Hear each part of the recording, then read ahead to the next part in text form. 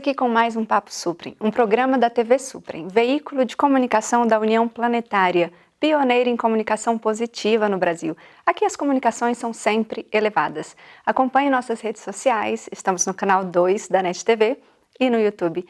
E o Papo Suprem de hoje é com Diego Vedovato. Vamos falar sobre a reforma agrária como instrumento de redução da desigualdade social. Muito bem-vindo, Diego. Obrigado. Cumprimentar os telespectadores, agradecer à União Planetária pelo convite e a oportunidade de estar dialogando hoje aqui com vocês. Nós que agradecemos profundamente. O Diego Vedovato é advogado graduado em Direito pela Universidade Federal de Goiás. Na primeira turma especial de Direito para beneficiários da reforma agrária e agricultores familiares tradicionais. É pós-graduado em Direitos Sociais do Campo pela mesma instituição. Mestrando em Direito, Estado e Constituição na UNB, onde pesquisa a regulação do mercado de capitais e o financiamento agrícola no Brasil. Ele é membro da Comissão de Prerrogativas da UABDF e também integra o setor de Direitos Humanos do MST, a Associação Brasileira de Juristas pela Democracia e a Rede Nacional de Advogados e Advogadas Populares. Que belíssimo currículo. Muito obrigada pela sua participação mais uma vez. E Diego, falando em reforma agrária, você pode contar um pouquinho para a gente da sua trajetória de vida? Você nasceu em um assentamento? Isso, eu nasci num assentamento que hoje se chama Assentamento 16 de Março, era a antiga Fazenda Noni, e eu nasci já na terra conquistada, né? Meus pais, filhos de pequenos agricultores, com muita pouca terra lá no Rio Grande do Sul, junto com milhares de outras famílias que viviam numa situação precária, ocuparam esse grande latifúndio em 1985. Eu nasci depois, né, já no assentamento. Estudei o meu ensino fundamental nas escolas ali do assentamento, em área rural.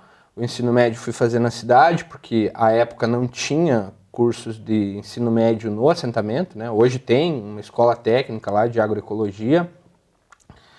E depois tive a oportunidade de cursar Direito na primeira turma de Direito para beneficiários da reforma agrária e agricultores familiares tradicionais, no âmbito do PRONERA, que é o Programa Nacional de Educação na Reforma Agrária. É um programa que foi constituído pelo governo federal, pelo Estado brasileiro, e desde 1998 patrocina cursos de ensino fundamental, técnico, de graduação e pós-graduação para egressos de áreas de reforma agrária, numa perspectiva de ampliar a educação, as tecnologias para desenvolvimento dessas áreas reformadas. Depois disso eu passei a advogar, né? Me formei, passei na OAB, comecei a atuar principalmente com cooperativas e associações que desenvolvem atividades produtivas nesses assentamentos.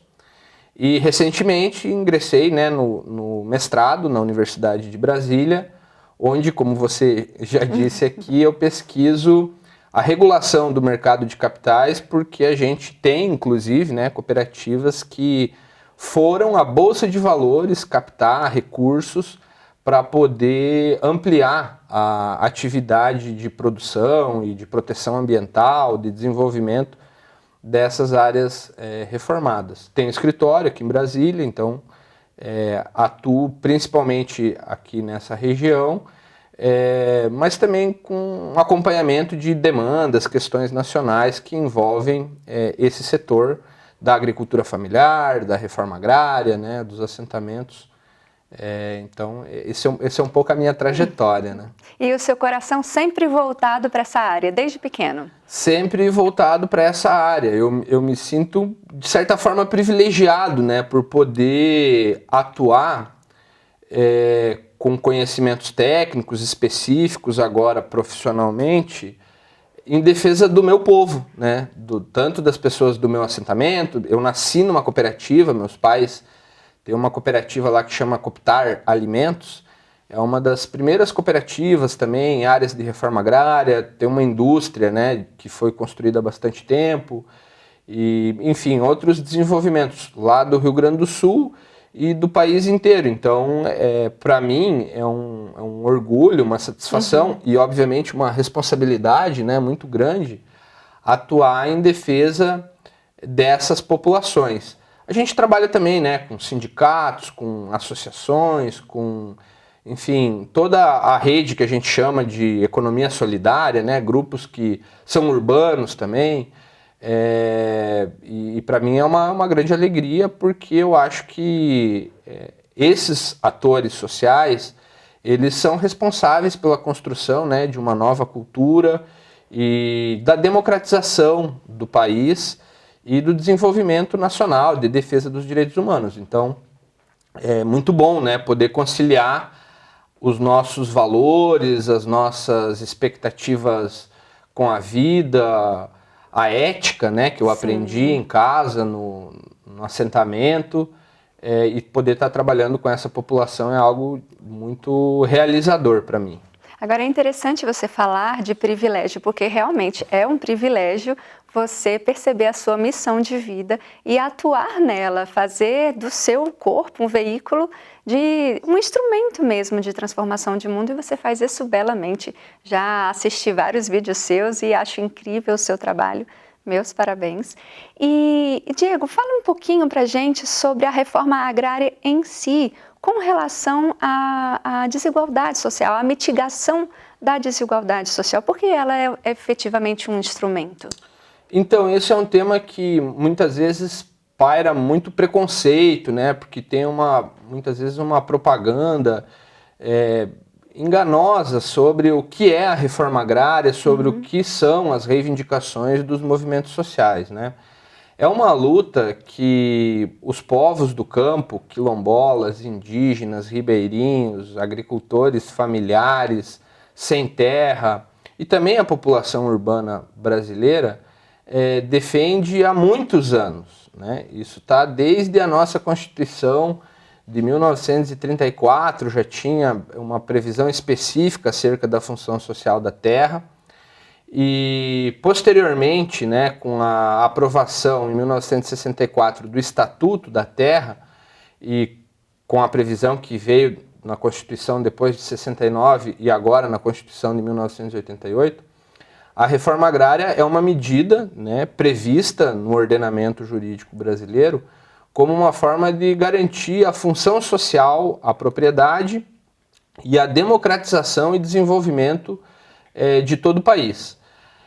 Na maioria das democracias no mundo, em seus processos de construção do Estado Nacional, houve a realização da reforma agrária em muitos lugares. Por quê? Porque é uma forma de democratizar a riqueza. Então você tinha, né, com o aumento da população, muitas pessoas sem terra e muita terra sem pessoas, sem gente.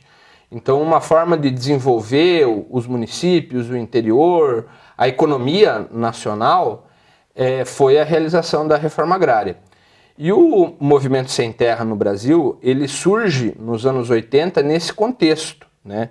Num contexto de retomada das lutas sindicais, trabalhistas, de expectativa de democratização do país, e não apenas do ponto de vista político, das liberdades individuais, das garantias políticas, mas também dos direitos sociais, né? E então é nesse contexto que, desde então, os movimentos sociais passaram a reivindicar a realização da reforma agrária, conquistaram, né, na Constituição, no processo constituinte, que fosse incluída como uma cláusula pétrea no artigo 5º da Constituição a função social, e depois um capítulo inteiro, que é do artigo 184 até o 191, que tratam das disposições da reforma agrária.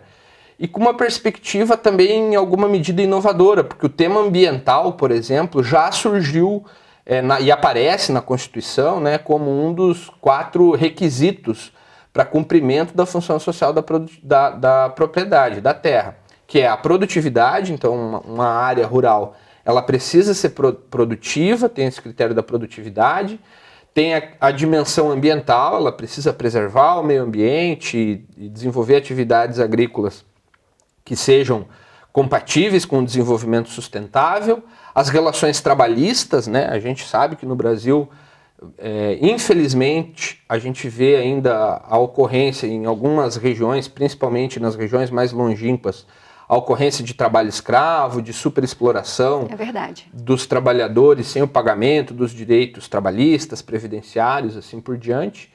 E também a dimensão social, no sentido de que a propriedade ela deve servir à pacificação do interior do país, daquela comunidade, da vida.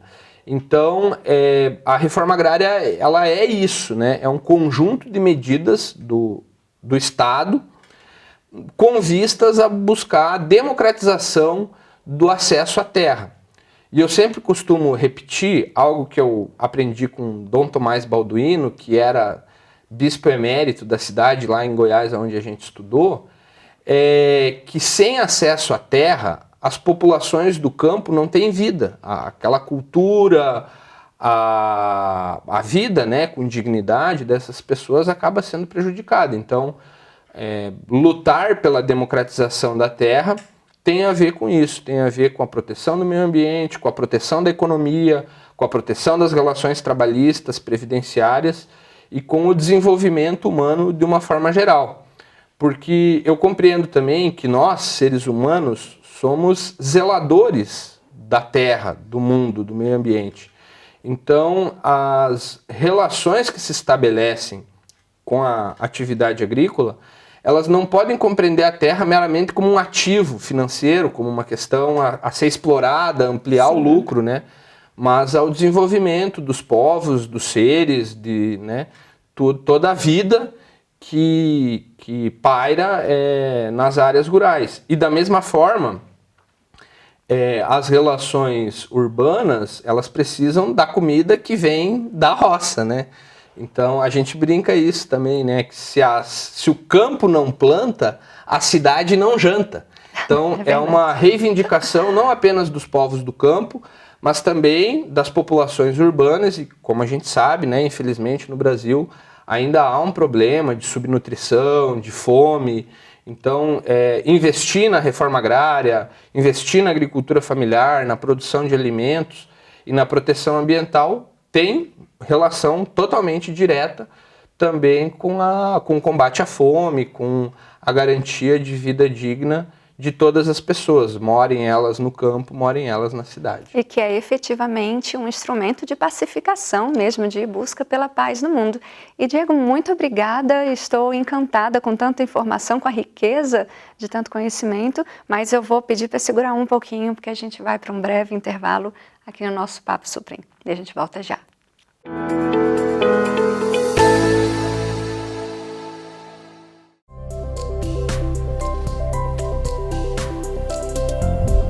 TV Suprem. Para uma nova consciência, uma nova televisão.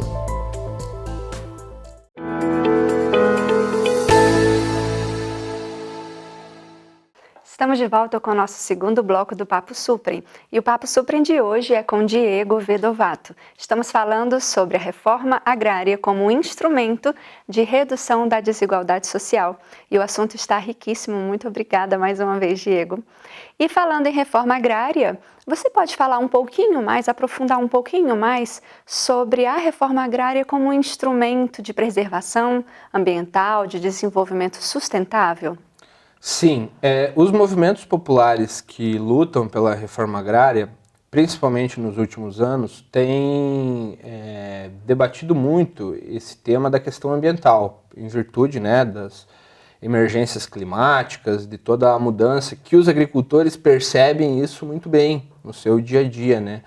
A gente sabe que a ciência tem buscado indicadores específicos sobre a questão do aquecimento global, sim, sobre, né, todas as transformações que o planeta vem sofrendo, mas os agricultores vivem isso lá, né? Meu pai e minha mãe, cada ano comentam, olha, o inverno está mudando, né, as plantas reagem de uma forma, os animais e assim por diante. Então, a maioria desses movimentos trabalha hoje com a defesa da agroecologia. A agroecologia como uma forma de produção agrícola que produza alimentos, que seja economicamente viável, com vistas à proteção ambiental, né? Então, assim, redução do uso de agrotóxicos, né, de venenos, de utilização de tecnologias que preservem a natureza e que possam produzir alimentos saudáveis, né? Muito essa defesa da produção orgânica e assim por diante. Sim. E da mesma forma de combate à monocultura extensiva, que a gente entende que também não faz bem ao planeta, tanta produção de soja, tanta produção de cana, né, de milho em larga escala, que pode fazer sentido do ponto de vista econômico, financeiro, para quem desenvolve esse tipo de atividade, mas que gera, né, um passivo ambiental que toda a sociedade responde, né, assim, lida com as suas consequências, com seus efeitos. Então, os movimentos populares, eles defendem, né, que com a realização da reforma agrária e com a ampliação da quantidade de pessoas que trabalham na terra, a preservação ambiental é possível, é viável. Eu aprendo muito, né, com os amigos, os colegas da região amazônica e os povos originários de lá, que sempre nos falam assim, olha, a natureza, a floresta amazônica, ela foi plantada por esses povos, ela é cultivada por esses povos, né? Então, eu entendo que a reforma agrária é também uma medida de proteção ambiental em virtude disso, porque os povos que são assentados nesses assentamentos não entendem a atividade produtiva apenas como a forma de obtenção de renda ou algum tipo de riqueza, mas é sua casa, seu lar, sua vida. Então a proteção ambiental é algo muito, muito importante. O Movimento Sem Terra, por exemplo, já tem 2 anos que está com um projeto, uma campanha para o plantio de 100 milhões de mudas de árvores no Brasil, principalmente nessas áreas reformadas. Então, como uma forma de, né, mitigar os efeitos do desenvolvimento industrial, da monocultura, do uso de agrotóxicos, realizando a proteção ambiental nessas áreas reformadas. Por isso que eu acho que contribui muito, sim, com a questão ambiental, a defesa da reforma agrária. E os obstáculos para a gente fazer uma implementação efetiva da reforma agrária para fins de redução de desigualdade social?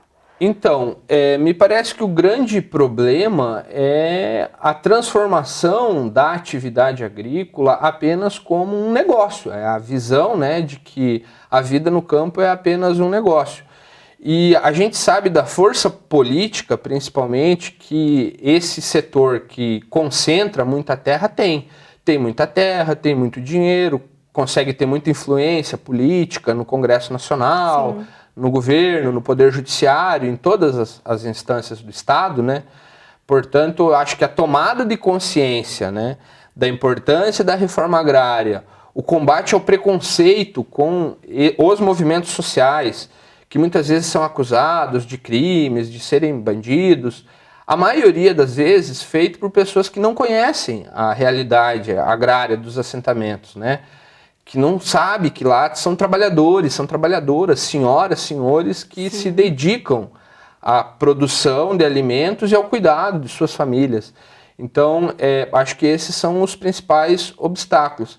De alguma forma também a legislação hoje, apesar de prever a desapropriação para fins de reforma agrária e o papel do Instituto Nacional de Colonização e Reforma Agrária, o INCRA, em desapropriar esses imóveis que não cumprem com sua função social, a gente tem uma deficiência de servidores, de recursos públicos que essa instituição tem para poder ir a campo, né, para os agrônomos irem lá, medir a produtividade, fiscalizar a proteção ambiental, fiscalizar as questões trabalhistas.